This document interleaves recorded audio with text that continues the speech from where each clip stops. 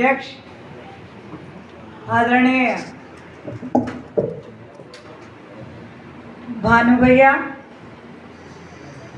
इस कार्यक्रम के संयोजक परम आदरणीय दौलत जी भावसार साहब, जो भी आपको प्रत्यक्ष घटनाओं का विवरण सुना रहे थे। साथियों, मेरा तो मन था कि वो सुनाएं और हम सुनते जाएं, क्योंकि वो प्रत्यक्षदर्शी है।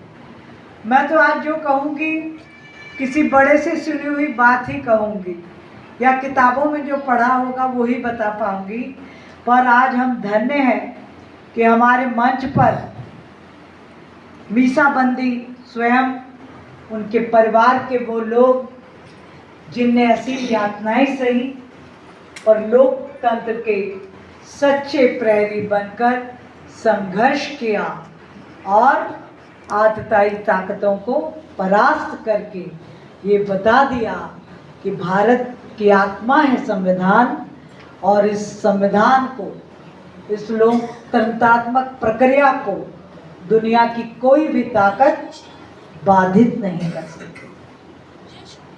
हमारे बीच परमादरणीय हमारे बड़े भाई, मैं कभी बोलती हूँ भारतीय जनता पार्टी में कोई भूतपूर्व नहीं होता, अभूतपूर्व सांसद परम आदरणीय गुमान सिंह डामोर जी, हमारे भाई परम आदरणीय ओम शर्मा जी, राजेंद्र उपाध्याय जी, मीसाबंदी परिवार से पधारी परम आदरणीय भाभी श्री सुभद्रा देवी, जो योगेंद्र जी के परिवार से हैं, हमारे विमल काठी जी, राजेंद्र औरा जी, औचकलाल जी, और संचालन कर रहे हमारे सत्यम जी। भाइयों बहनों, अभी आपने और जितने भी मेरे मंडल के, जिले के जो पदाधिकारी संगठन के आए, वो सभी जनप्रतिनिधि और मेरे वो प्रिय भाई बहन,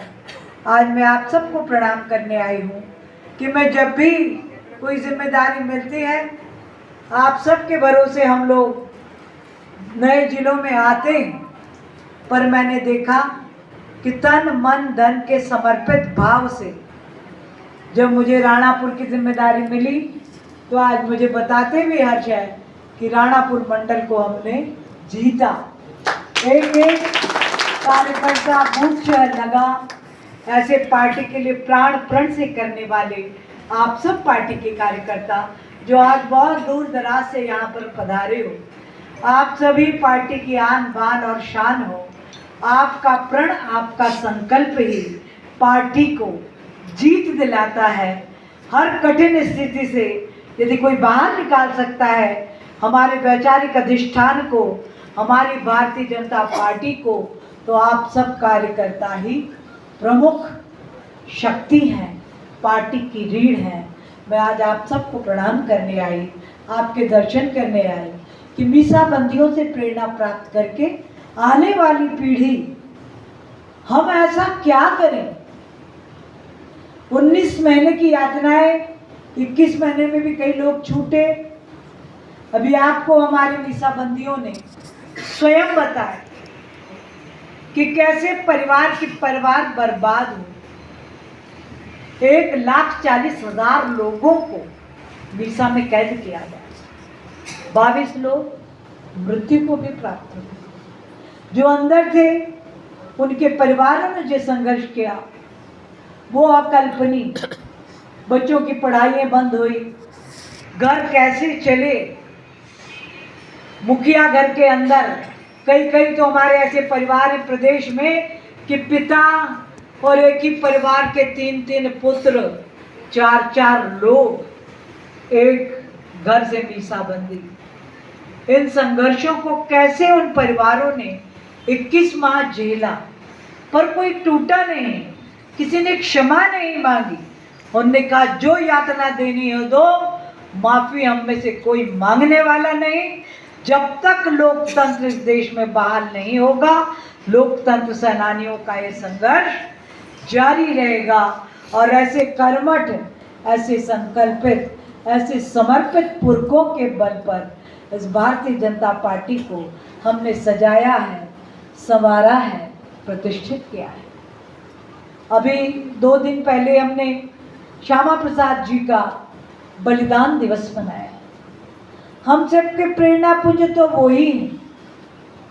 यदि मीसा में कार्यकर्ताओं ने संघर्ष किया होगा तो मुझे लगता है उनको प्रेरणा मानकर ही किया होगा, श्रद्धेय दीनदयाल जी के संघर्ष को देखकर ही किया होगा। हम कल्पना नहीं कर सकते आज के दौर में हम किसी को कहें कि सरपंची छोड़ दो, पंच का पद छोड़ दो, कोई सैद्धांतिक विरोध होने पर तो शायद कोई भी सहमत नहीं होगा।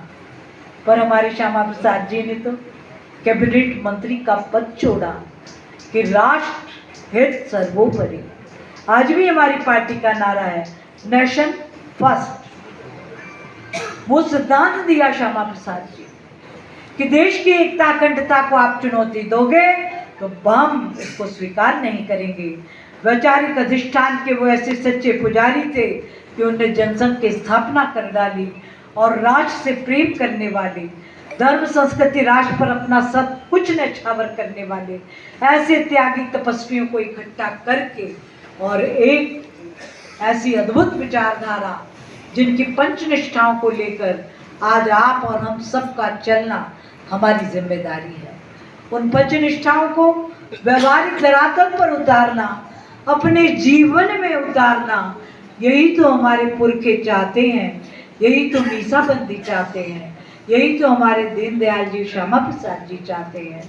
तो हम सब कार्यकर्ता आज के इस काला दिवस, क्योंकि ये लोकतंत्र की हत्या का दिवस, इसके रूप में हम इसे मना रहे हैं। और हमें बनाना हमारा स्वर्णिम भारत 2047 का, तो हम सब भाई बहनों को ये तुलनात्मक अध्ययन करना होगा कि क्या कांग्रेस, क्या उसकी रीति नीति, क्या उसका आदर्श सिद्धांत और क्या वैचारिक अधिष्ठान हमारा। अभी सब बड़ों ने आपको बताया, दौलत जी बता रहे बड़े भाई अंदर, 2 भाइयों को ये जिम्मेदारी कार्यालय खाली कर।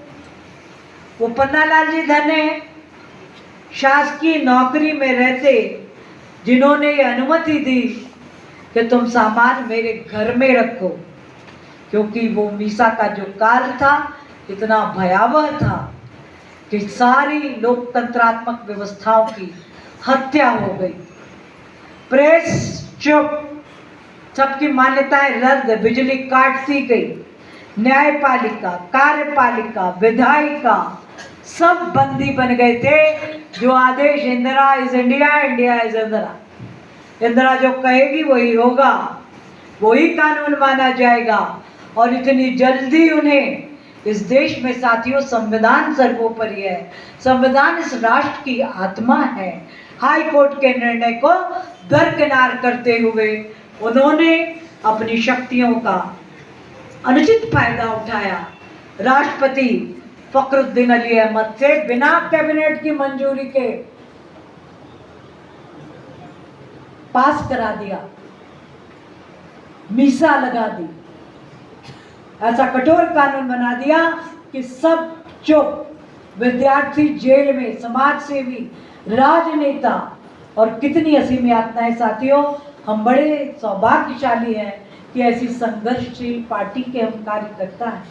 आज हमारे रक्षा मंत्री परम श्रद्धेय राजनाथ सिंह जी ने जिस दिन उनका आंखों देखा हाल जब वो बता रहे थे कि माँ की मृत्यु के अंतिम संस्कार में भी शामिल होने की अनुमति उन्हें नहीं दी, तो आप सोचिए कि मन को कितनी अपार पीड़ा हुई होगी। हम सब का परम, हम मनुष्य जन्म ही क्यों लेते हैं?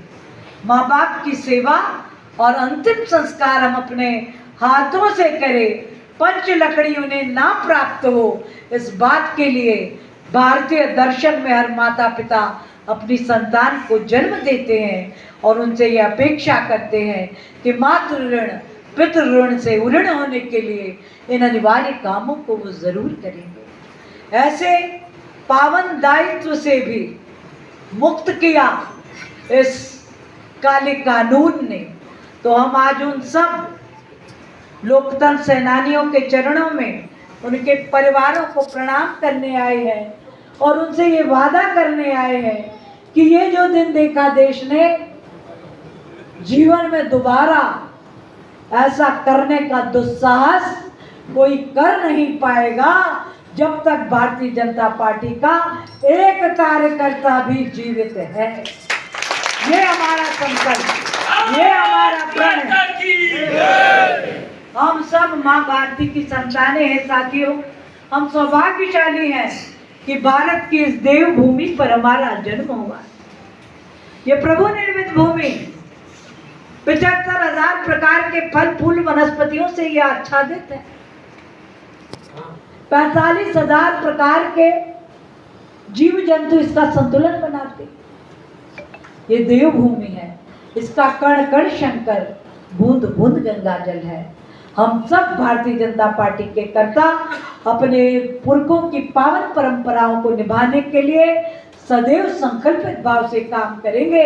मैं तो ये निवेदन करती हूँ कि आज का ये दिन संकल्प दिवस के रूप में हम अपने जीवन में उतारेंगे और अपने पुरखों से ये वादा करेंगे कि जो दुर्दिन, जो काला दिवस हमारी पुरानी पीढ़ियों ने देखा, आज उसको 50 वर्ष हुए। ऐसा दिन दोबारा इस देश में हम लौटने नहीं देंगे।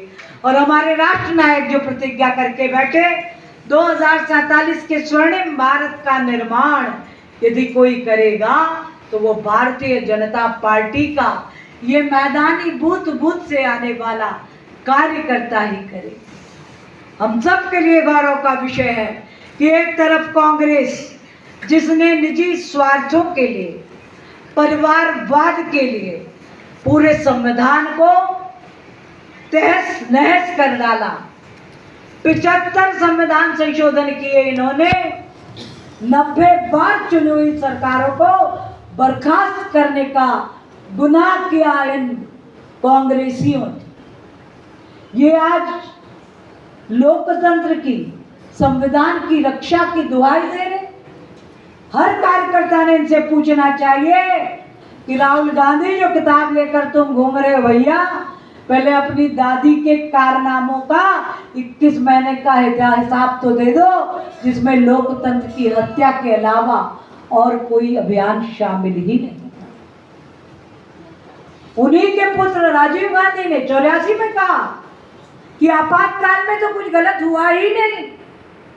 तो ये तो इनके डीएनए में है, लोकतंत्र की हत्या और संविधान का अपमान। इनने जब भी संशोधन किए निजी स्वार्थों के लिए।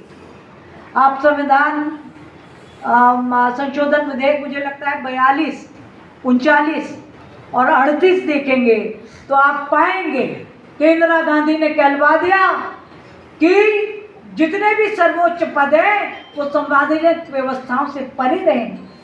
उन पर किसी प्रकार का प्रकरण नहीं चल सकता, उनको किसी प्रकार का दंड नहीं दिया जा सकता, वो इन सब व्यवस्थाओं से परे होंगे।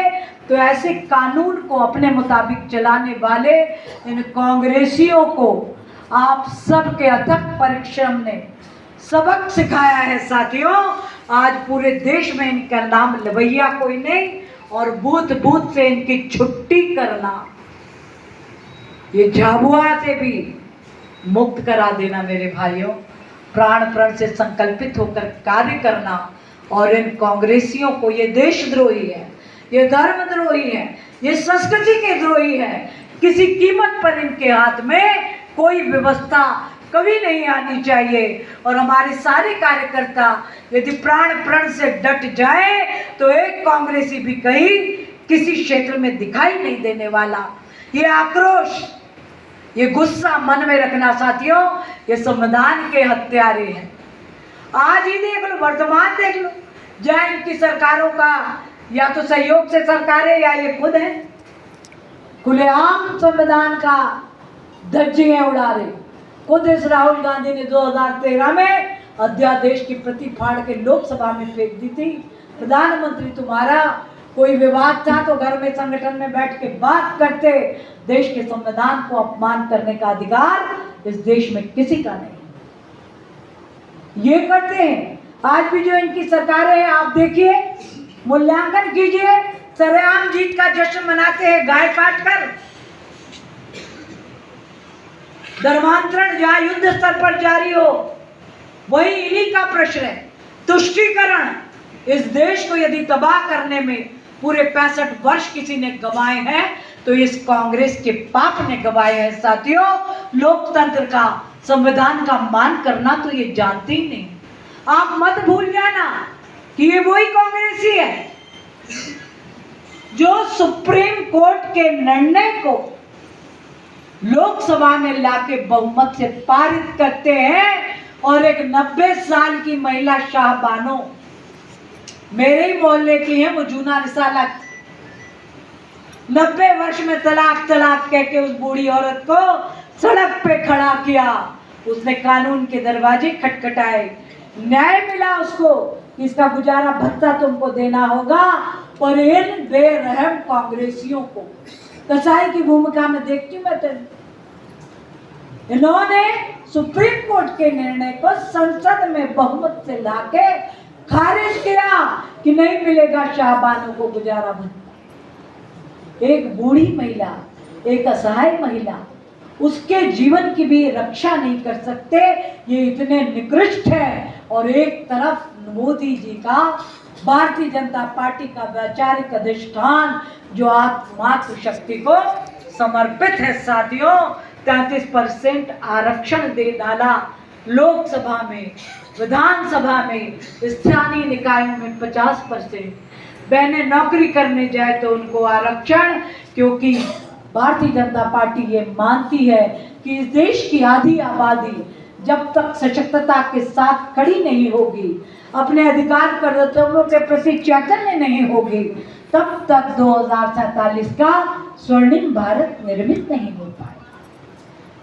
लोकतंत्र का, संविधान का दुरुपयोग करने वाली कांग्रेस और उसका सदुपयोग करने वाली भारतीय जनता पार्टी, आज हमारे राष्ट्र नायक मोदी हैं जिन्होंने 3 तलाक जैसे घृणित कानून को खत्म किया। आज मुस्लिम महिला भी सम्मान से जीवन जी सकती है, कोई उसके साथ अत्याचार अनाचार नहीं कर सकता, और यदि करेगा तो उसे उसका दंड भुगतना होगा, उसके जीवन यापन की व्यवस्था करनी है। ये भारतीय जनता पार्टी, ये कांग्रेस, बड़े बड़े नेताओं को, जो आज देश का भाग्य और भविष्य निराला होता, सुभाष चंद्र बोस सर्वाधिक मतों से, लोकतांत्रिक व्यवस्था से जीते हुए कांग्रेस के राष्ट्रीय अध्यक्ष बनते हैं, पर परिवारवाद, वंशवाद, निजी स्वार्थ इतना हावी होता है कि उन्हें अपना पद छोड़ देना पड़ता है। साथियों, आज तो देश की हर व्यवस्था गवाही दे रही है कि यदि इस देश के पहले प्रधानमंत्री सरदार पटेल होते तो इस देश का भविष्य ही कुछ और होता। सरदार पटेल को सर्वाधिक मत मिलने के बाद नहीं बनने दिया देश का पहला प्रधानमंत्री, और आज ये जितनी विसंगतियां हमने भुगती हैं, ये सब उसी का पाप है। यदि सरदार पहले प्रधानमंत्री होते साथियों, तो ना कश्मीर अलग हो पाता, ना ये, क्योंकि सरदार की ताकत थी, उनका संकल्प था कि 600 देसी रियासतों को एकीकृत करके एक मजबूत राष्ट्र के रूप में भारत को खड़ा किया। नेहरू जी का तो जब दाम लगा तो उन्होंने 2 निशान, 2 विधान, 2 प्रधान बनवा ही दिए, और हमारे प्यारे नेता श्यामा प्रसाद जी को बलिदान देना पड़ा। पर हम धन्य हैं कि इस पार्टी में ये परंपरा से चलती है। उसी कुल के मोदी ने धारा 370 हटाकर राष्ट्र के माथे पे लगे इस कलंक को नेस्त नाबूद किया। आज भी राष्ट्रद्रोही ताकतें बाहर नहीं आ रही। पहलगाम में जो किया वो अक्षम्य अपराध है, और इस अक्षम्य अपराध को प्रश्रय देने वाले, आज भी उनकी वकालत करने वाले, आज भी पाकिस्तान के प्रवक्ता बनकर अपने आप को धन्य समझने वाले, ये सारे के सारे राष्ट्रद्रोही आज भी अपने मोह के संवरण को जब्त नहीं कर पा रहे, और इसी प्रकार के निकृष्ट कृत्य करते हैं। सेना से, सेना की वीरता का प्रमाण मांगते हैं। तो इनके खून में जो देशद्रोहिता घुसी हुई है ना, इसको हमें जड़ मूल से उखाड़ कर फेंकना होगा। साथियों, हम सौभाग्यशाली हैं कि देश के नीति निर्धारक, देश के नेता इस पवित्र भाव से एक वैचारिक अधिष्ठान को निरंतर लेकर आगे बढ़ रहे। अब बारी हमारी। मीसाबंदियों ने त्याग किया, श्यामा प्रसाद जी ने बलिदान दिया। मोदी जी आज इस उम्र में भी चिर युवा की तरह 24 घंटे में से कभी कभी तो वो 24 घंटे भी काम करते। ना हमको बलिदान देना साथियों, ना हमको 21 महीने जेल में बिताने, हमको तो सिर्फ जागरूक चैतन्य संकल्प लेकर अपने बूथ पर खड़े हो जाना। अपना बूथ ही अपना राष्ट्र नीति निर्धारक नीति बना सकते हैं। आज मोदी जी ने लोक कल्याणकारी योजनाएं बनाकर संविधान की आत्मा को बलवती किया। उन्होंने योजनाएं बना दी। ये भारतीय जनता पार्टी है जिसने ये तय किया कि राजनीति समाज परिवर्तन का माध्यम बनाएंगे। हम निजी स्वार्थों और सुखों के लिए राजनीति नहीं करते। यदि कोई नेता इस प्रकार की गलत मंशा रखते हैं तो उनको भी सजग हो जाना चाहिए कि यह भारतीय जनता पार्टी है, यहाँ तो त्याग, तपस्या और बलिदान ही पूजता है। और हम सब वैचारिक अधिष्ठान के पुजारी हैं। आज हम प्रण करेंगे, ये जिस बूथ पर मैं रहता हूँ, लोक कल्याण का घर घर जाऊंगा। मीसाबंदियों ने 21 महीने जेल में दिए, मैं अपने बूथ पर 21 दिन दूंगा। एक डायरी अपने पास रखूंगा, हर घर में जाऊंगा, पूछूंगा कितनी योजनाओं का लाभ मिल रहा है। कोई और व्यक्ति ऐसा है जो और लाभ से वंचित है, बताइए। कोई कागज की कमी है तो वो भी मुझे नोट कराइए। यदि आप ये सब करेंगे साथियों, तो मुझे लगता है अभी धरती आबा अभियान चल रहा है, सरकार घर घर जाकर पूछ रही है। और आप जानते हो सरकारी तंत्र भी अपना है, हम उनका सदुपयोग करें, हम उनको साथ लें। यदि सचिव सरपंच के भरोसे हमने धरती आबा अभियान को छोड़ दिया तो बहुत अच्छे परिणाम नहीं आए। आप सबसे प्रार्थना, अपने अपने बूथ के सजग प्रहरी बन जाइए, लोकतंत्र सेनानी बन जाइए, श्यामा प्रसाद जी, दीनदयाल जी बन जाइए।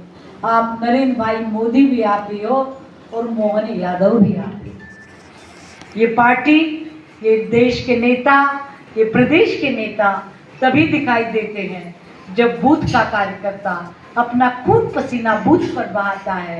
हर बूथ पर भारतीय जनता पार्टी जब विजयी होती है तब हमारी सरकारें बनती हैं। इसलिए ये सरकार बनाने वाले भी हमें साथियों, इसको सफलतापूर्वक चलाने में भी हम सब की भूमिका बहुत महत्वपूर्ण है और होनी चाहिए। आप सब इसको जुटकर करते भी हैं, पर मेरी प्रार्थना है आज अपने पुरखों की आत्मा को शांति मिले। इसलिए 21 दिन अपने अपने बूथ का ऐसा अध्ययन कर लीजिए, ऐसी मास्टरी कर लीजिए कि कितने हमारे वोट, कौन वोट है जिनकी हम सहायता कर दें नागरिकों की, तो हमारे साथ जुड़ जाए।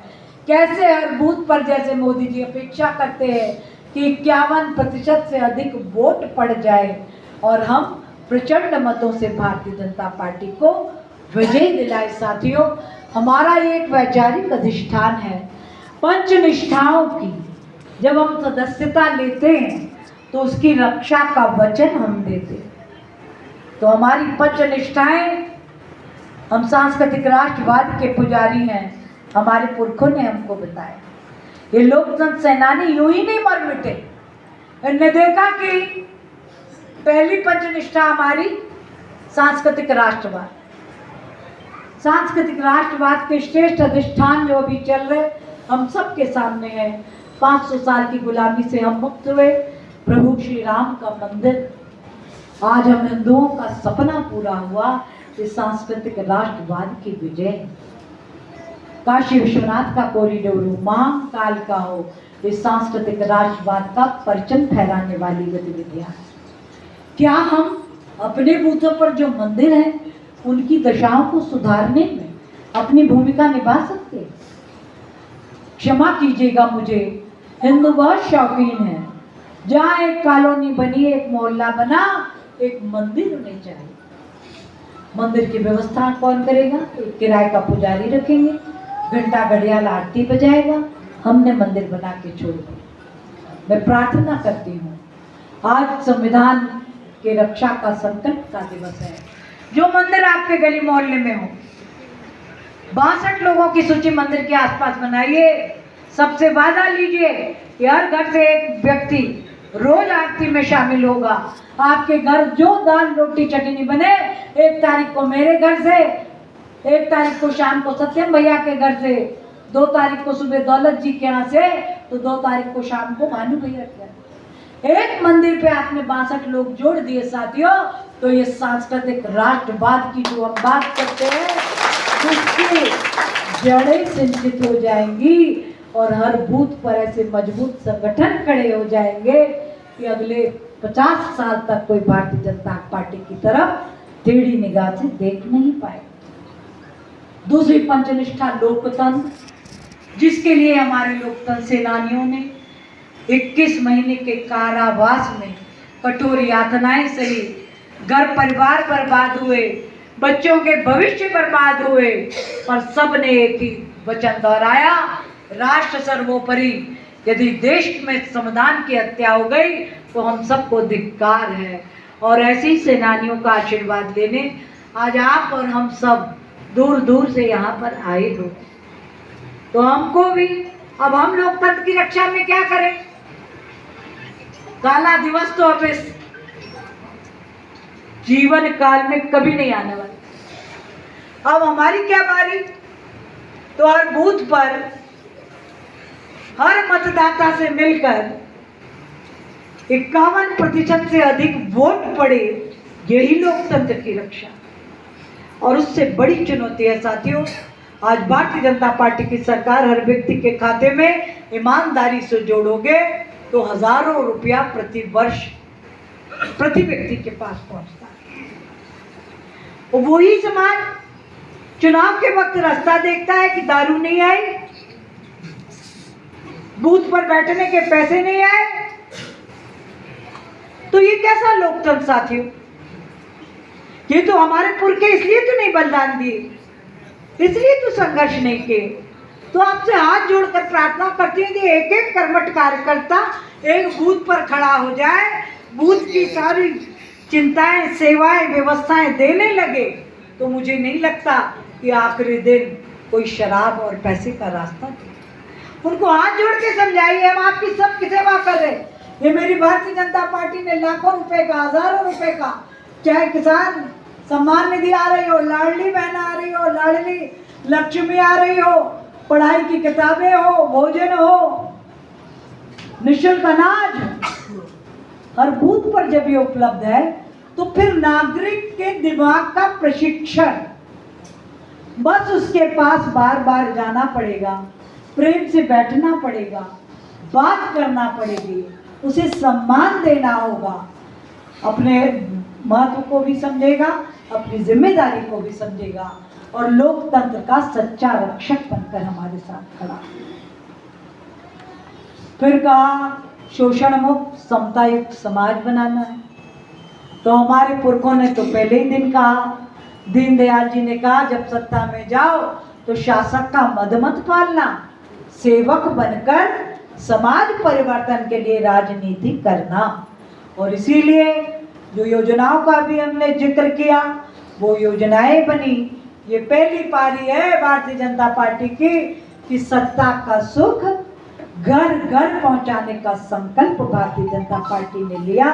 राजनीति को समाज परिवर्तन का माध्यम साथियों हमने बनाया। विकास की नई इबारत राष्ट्र नायक मोदी लिख रहे हैं। बात सड़कों की हो, ऊर्जा की हो, विकास के किसी भी क्षेत्र की बात हो, हम विश्व में सर्वोच्च स्थान पर पहुंचने की दौड़ में शामिल हैं। आज आर्थिक दृष्टि से भी हम तीसरे नंबर की अर्थव्यवस्था में कैसे जाएं, हमारे राष्ट्र नायक सतत चिंता इस बात की है। यदि हमने हितग्राही योजनाएं घर घर पहुंचा दी तो शोषण मुक्त समता युक्त समाज निर्मित हो जाए। सर्वधर्म संभाव। ये कांग्रेस ने मुस्लिम तुष्टीकरण के नाम पर देश की एकता, अखंडता, अस्मिता को छिन्न भिन्न कर डाला। ये हम हैं। आपके हमारे लिए गर्व की बात है। हम जहाँ चाहे मस्तक उठाकर बात कर सकते हैं कि मेरी भारतीय जनता पार्टी ने किसी के साथ कोई पक्षपात नहीं किया। जो लाडली बहना मेरे लिए, वो ही हिंदू, मुस्लिम, ईसाई सबकी। नैतिक मूल्यों पर राजनीति, ये सबसे कठिन प्रश्न आज भारतीय जनता पार्टी के सामने खड़ा हुआ है। आप सबसे हाथ जोड़कर प्रार्थना करते हैं कि भारतीय जनता पार्टी का कोई मूर्त रूप तो नहीं है, कोई प्रतिमा तो नहीं है। आप और हम ही चलती फिरती भारतीय जनता पार्टी है। हम ही उसके जीवंत प्रतिमान हैं। आपका चाल, चरित्र, आचरण, आपकी सेवा जैसी होगी, आपके बुद्ध पर लोग भारतीय जनता पार्टी को वैसा ही पहचानेंगे। इसलिए साथियों, हाथ जोड़कर प्रार्थना करती हूँ कि अपना चाल, चरित्र, आचरण, अपने नैतिक मूल्यों को जीवन में सबसे ऊपर स्थान पर रखना, क्योंकि मनुष्य जीवन हमको मिला एक निश्चित कालखंड जीकर हमें परमात्मा के सामने जाकर खड़ा होना है। हम ऐसा जीवन जिए इतनी पारदर्शिता से, इतनी शुचिता से, इतनी पवित्रता से कि जब प्रभु के समक्ष जाकर खड़े हों तो वो हमारा मूल्यांकन करके कम से कम हमें दोबारा मनुष्य बनाकर इस धरती पर अवश्य भेजें। ये पंचनिष्ठाओं की साधना के लिए लोकतंत्र सेनानी जेल गए थे। इसी के लिए श्यामा प्रसाद जी, दीनदयाल जी ने बलिदान दिया था। इसी के लिए अटल जी हों, कुशाभाऊ जी हों, राजमाता जी हों, इन्होंने अपना तन, मन, धन सब कुछ न्यौछावर किया। और ये प्यारी जनता पार्टी, भारतीय जनता पार्टी आपको हमको समर्पित की। अब हम सब इसके उत्तराधिकारी हैं। हम सब की जिम्मेदारी है कि इन पावन परंपराओं को हम आगे चलाएंगे। और इन सब पुरखों से हम वादा करते हैं कि 2047 के स्वर्णिम भारत निर्माण में हम मोदी के साथ कंधे से कंधा मिलाकर खड़े। एक कविता के माध्यम से अपना मंतव्य पहुंचाती, क्योंकि मेरा जी नहीं भरता जब तक कि कविता ना सुना। तो आप सबकी अनुमति हो तो मैं प्रस्तुत करना चाहती हूँ। आप उसके अर्थ को समझना, उसके मर्म को समझना कि हम क्या थे, क्या हैं और अभी हमको क्या होना। तो मेरी भारतीय जनता पार्टी ने जो कानून बनाए, जो रीति नीति बनाई, यदि उसका मैंने पालन कर लिया तो मेरे देश का कोई कुछ नहीं बिगाड़ सकता। हम पुनः जगत गुरु के पावन पद पर स्थापित होंगे। स्वर्णिम भारत 2047 में निश्चित रूप से बनेगा। पर कब? जब हम में से प्रत्येक व्यक्ति अपने दायित्व का ईमानदारी से पालन करे, अपने कर्तव्य को अपना धर्म मानकर अपना काम। हम सब सनातन के साधक हैं और सनातन वैदिक पद्धति अब पूरे विश्व ने स्वीकार करी कि विज्ञान की कसौटी पर कसी हुई कोई जीवन पद्धति है तो वो सनातन की पद्धति है। हम अपने बच्चों में, अपने परिवार में स्वदेशी, स्वभाषा, संस्कार, संस्कृति, राष्ट्रभाषा का मान, इन सब विषयों पर चिंता करें। अपने आने वाली पीढ़ी को इन सब पावन उपक्रमों से जोड़ें तो ही स्वर्णिम भारत बनेगा। तो जिस हिंदू ने, हम कौन हैं, जिस हिंदू ने नभ में जाकर नक्षत्रों को दी है संज्ञा। हमारे पुरखों का संघर्ष अनादिकाल से हम देखे, विराट संघर्ष, और उसी के प्रतिनिधि श्यामा प्रसाद जी, उसी के प्रतिनिधि लोकतंत्र सेनानी। जिस हिंदू ने नभ में जाकर नक्षत्रों को दी है संज्ञा, जिसने हिमगिर का वक्ष चीर भू को दी है पावन गंगा, जिसने सागर की छाती पर पाषाणों को तैराया है, हर वर्तमान की पीड़ा को जिसने इतिहास बनाया है, जिसके आर्यों ने घोष किया कृणवंतु विश्वमार्यम का, जिसका गौरव कम कर न सकी रावण की स्वर्णमयी लंका, जिसके यज्ञों का एक हव्य 100 पुत्रों का जनक रहा, जिसके आंगन में भयाक्रांत धनपति बरसाता कनक रहा, जिसकी बलिष्ठ रचना तन दे दधीच ने की, राघव ने वन में भटक भटक जिस तन में प्राण प्रतिष्ठा की, जोहर कुंडों में कूद कूद सतियों ने जिसको दिया सत्व, गुरुओं गुरुपुत्रों ने जिसमें चिर बलिदानी भर दिया तत्व, वो शाश्वत हिंदू जीवन क्या स्मरण मात्र रह जाएगा, उसकी पावन गंगा का जल क्या नालों में बह जाएगा, उसके गंगाधर शिव शंकर क्या ले समाधि सो जाएंगे, उसके प्रयाग उसके पुष्कर क्या गर्त मात्र रह जाएंगे। यदि तुम ऐसा नहीं चाहते, यदि तुम ऐसा नहीं चाहते तो तुमको जगना होगा, हिंदू राष्ट्र का बिगुल बजाकर दानव दल को दलना होगा। बोलिए भारत माता की। साथियों, ऐसे मुर्दार जय मां भारती को नहीं चाहिए। दोनों हाथ उठाइए, पूरी ऊर्जा से कहिए भारत माता की, भारत माता की, भारत माता की। धन्यवाद। जय